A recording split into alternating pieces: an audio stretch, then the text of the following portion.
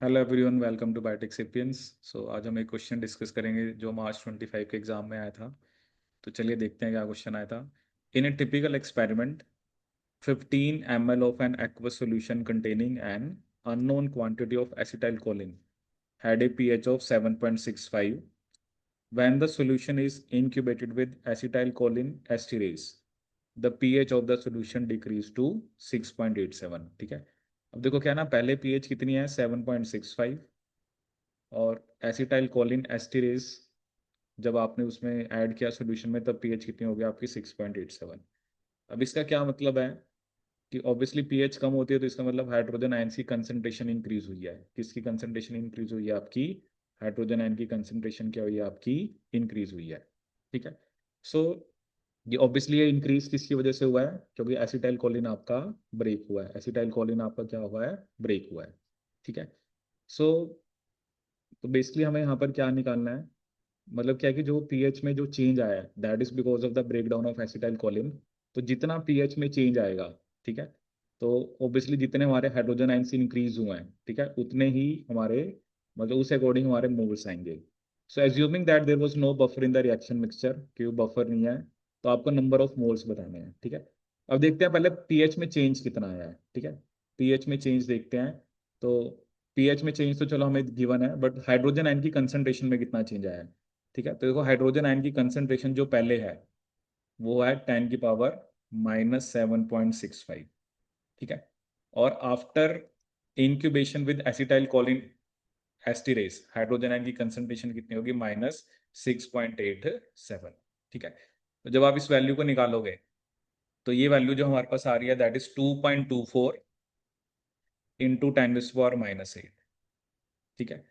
और इधर जो कंसंट्रेशन आ रही है वो आ रही है आपकी 1.35 इंटू 10⁻⁻7, या इसको मैं यहाँ लिख सकता हूँ 13.5 इंटू 10⁻⁻8।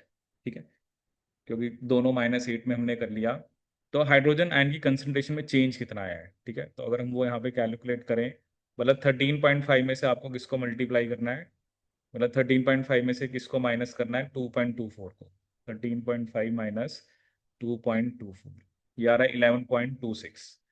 मतलब जो डेल्टा, या जो बेसिकली आप डेल्टा हाइड्रोजन आयन की कंसंट्रेशन में जो चेंज आ रहा है वो कितना आ रहा है आपका? 11.26 इंटू 10⁻⁻8। ठीक है।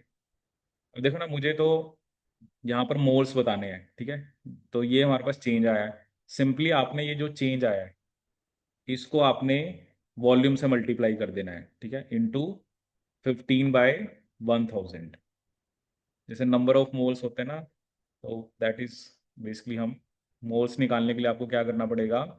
जो चेंज आया है उसको 15 ml/1000। ठीक है। अब जैसे मैं 11.26 को मल्टीप्लाई करता हूँ किससे? 15 से। ठीक है, तो ये आ रहा है 168.9। ठीक है, कितना आ रहा है आपका ये? 168.9 इंटू, अब -8 ये रहा, और ऊपर जाके ये कितना हो जाएगा आपका?